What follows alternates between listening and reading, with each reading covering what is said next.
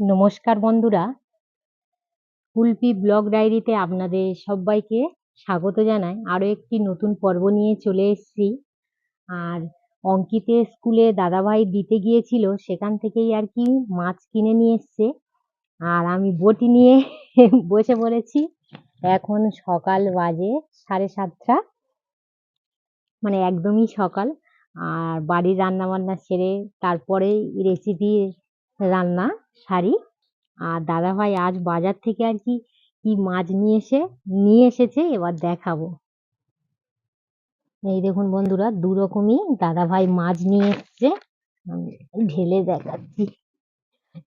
ঠিক মতো সত্যি কথা বলতে বন্ধুরা, নদীর মাছের আমি নাম আর কি চিনি না। আমাদের বাড়িতে আর কি বেশিরভাগ একটু পুকুরের মাছ হয়, তো জানি না। তবু আমি শাশুড়ি মার কাছ থেকে আর কি জেনে নিয়েছি, এটা বলে হচ্ছে কি ফেসা মাছ। আর এটা কি গুড়জালি মাছ না কি বলে, আমি সঠিক নাম জানি না। আবার বিভিন্ন জায়গায় বিভিন্ন নাম আর কি বলে থাকা হয়। তো আপনাদের ওখানে এই মাছের, দু রকম মাছের কি নাম বলা হয় অবশ্যই কমেন্টে জানাবেন। দাদাভাই সবসময় আর কি বাজারে গেলে পোনা মাছ বা কাতলা মাছ, রুই মৃগেল মাছ বেশি আর কি আনা হয়। কি মনে হয়েছে আজকে দু রকম মাছ, নদীর মাছ নিয়ে এসছে। নদীর মাছ খেতে ভালো লাগে। অঙ্কিত আসার আগেই আর কি রান্নাটা সেরে নেব, যেহেতু অঙ্কিত 10:30টায় আসে। ও এলেই সঙ্গে সঙ্গে ওকে খাইয়ে দিয়ে স্নান করানো, তারপর দুপুরের ভাত খাওয়ানো, একটু ঝামেলা আর কি থাকে। বাচ্চারা থাকলে আর কি যা হয় আপনারা জানেন। আর একদমই খেতে চায় না, ভাত খাওয়াতে গেলে ওর পিছনে অনেকটাই আর কি সময় লাগে।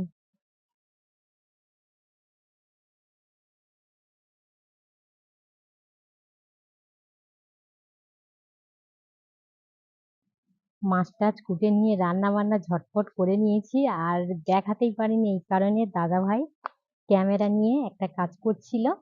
তো এবারে আর কি বলেছিলাম যে চুলের জন্য একটা তেল বানাবো আর কি। তো একটা পাতা তুলতে যাচ্ছি, কি পাতা আমি বলবো না। গাছের গোড়ায় গিয়ে এবারে আপনাদের সঙ্গে দেখা হচ্ছে। আপনারা পুরো ভিডিওটি প্রথম থেকে শেষ পর্যন্ত দেখতে থাকুন।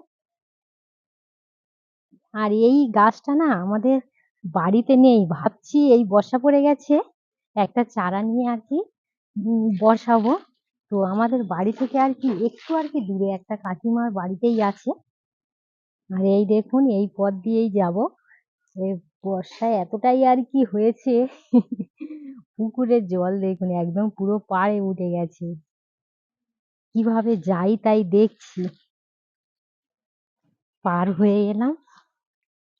আর এই পথটা না একদমই কাদা, কারণ মাটির পথ।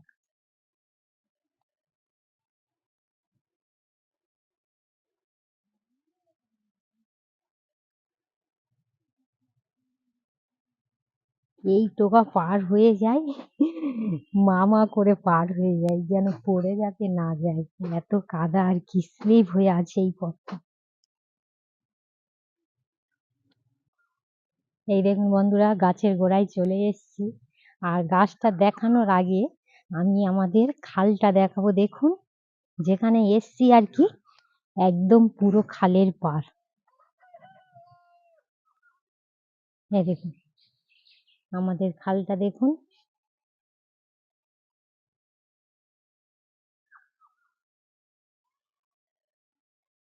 পুরো একদম জঙ্গল, চারিদিকেই গাছপালা। আর যে পাতাটা আমি নেব বলে এসছি, আমি আগে গাছটা দেখাবো, পাতার নাম বলবো না। এই দেখুন পাতাটা চিনতে পারেন কি দেখুন। আপনারা পাতাটা চিনতে পারছেন বন্ধুরা? এই দেখুন, এখান থেকেই আর কি যতটা পাতার প্রয়োজন ততটাই নেব, বেশি নেব না। কারণ গাছের জিনিস বলে যে নষ্ট করব একদমই নয়। পাতার নামটাও বলে দিচ্ছি আমি, এটা হচ্ছে কারি পাতা। আর গাছটা দেখুন।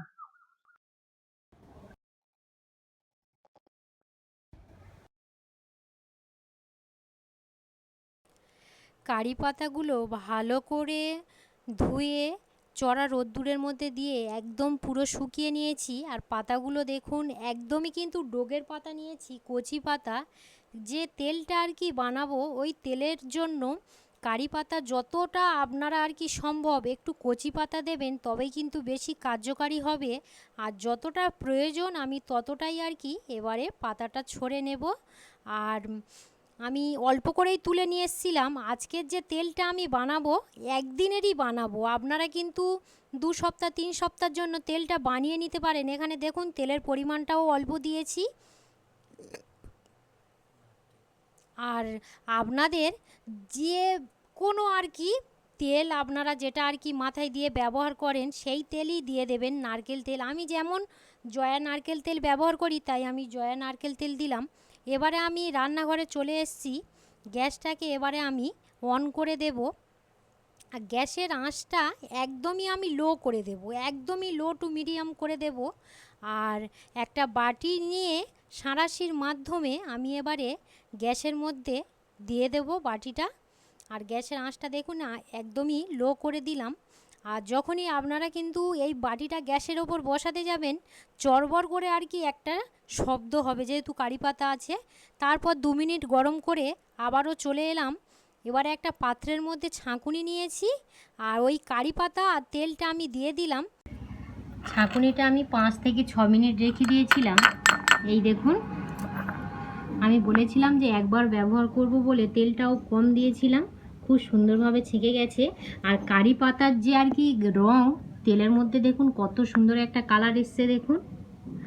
আর একটা কথা আমি বলছি, কারি পাতায় একদমই কিন্তু বেশি চোঁয়াবেন না, একদমই হালকা মানে হালকা করে জাল দেবে, খুব সুন্দর কিন্তু এই কালারটাই চলে আসবে। এবার আমি চুলের মধ্যে অ্যাপ্লাই করব। এবারে চুলের মধ্যে দিয়ে দেব।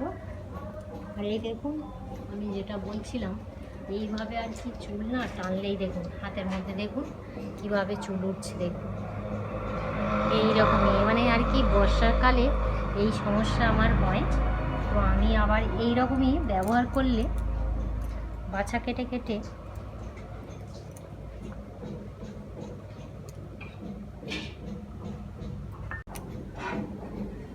এইভাবে এই তেলটা চুলের মধ্যে লাগিয়ে বেশিক্ষণ রাখতে হবে না, আধ ঘন্টার মতো রেখে তারপরে স্নান করে নেবেন।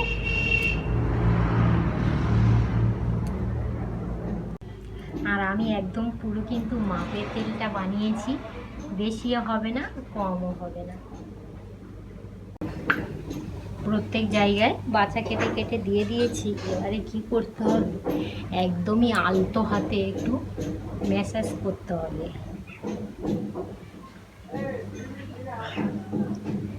এটা করলে না চুলের পক্ষে খুবই উপকার। একদমই আলতো হাতে এই ম্যাসাজটা করে নেবেন, মানে চুলের ওপর একদমই জোশে এইভাবে করবেন না, একদমই আলতো হাতে। নিজেরও খুব ভালো লাগবে আর চুলেরও খুবই উপকার হবে, চুলের গোড়া খুবই মজবুত হবে। এই দেখুন তেল নেই, যা তেল ছিল চুলের মধ্যে বাছা কেটে কেটে দিয়ে দিয়েছি। এবার আমি আধ ঘন্টা রেখে স্নান করে তারপরে কেমনই চুলটা হয় আপনাদের সঙ্গে শেয়ার করব। বন্ধুরা, ওই যে কারি পাতার তেলটা আমি বানিয়ে মাথায় আমি ব্যবহার করেছিলাম, 1 ঘন্টার মতো রেখে আপনারা কিন্তু আধ ঘন্টা রেখে দিতে পারেন। আমি এক্সট্রা আরও আধ ঘন্টা রেখেছিলাম। 1 ঘন্টা রেখে আমি যে শ্যাম্পু আর কি ব্যবহার করি, আপনারাও কন্টিনিউ আর কি যে শ্যাম্পু ব্যবহার করেন ওই শ্যাম্পুটা দিয়ে ভালো করে শ্যাম্পু করে নেবেন। মানে চুলটা এত সুন্দর সফট এবং মানে সিল্কি মনে হবে না, মানে আর কি আপনারা মানে ব্যবহার না করলে বুঝতেই পারবেন না, এত সুন্দর। আমি দেখাবো। এই দেখুন চুলটা এতটাই ভালো লাগছে, আমার কিন্তু খুবই ভালো লাগছে। আর চুলের গোড়াটা খুবই মজবুত হবে। এই দেখুন বন্ধুরা কত সুন্দর লাগছে চুলটা, আর চুলের গোড়া খুবই সুন্দর মজবুত হবে এবং চুল পড়ার হাত থেকে কিন্তু আমরা খুবই রেহাই পাবো। আমার বিশেষ করে এই বর্ষাকালে এই সমস্যাটা হচ্ছে, এইভাবেই আর কি চুলটা এইভাবে একটু টানলেই হাতের মধ্যে একগুচ্ছ করে চুল উঠছে। দেখুন আমি কিন্তু সপ্তাহে একদিন করেই ব্যবহার করি, আর আপনারা কিন্তু একবার ব্যবহার করে যদি বলেন যে দিদিভাই হচ্ছে না, একদমই কিন্তু না, মিনিমাম 1 মাস ব্যবহার করতেই হবে। সপ্তাহে একদিন করে ব্যবহার করবেন, অবশ্যই ফল পাবেন। আর এত সুন্দর চুলটা হয় না, নিজেরও খুবই ভালো লাগে। এই দেখুন চুলটা কত সুন্দর সিল্কি সিল্কি লাগছে।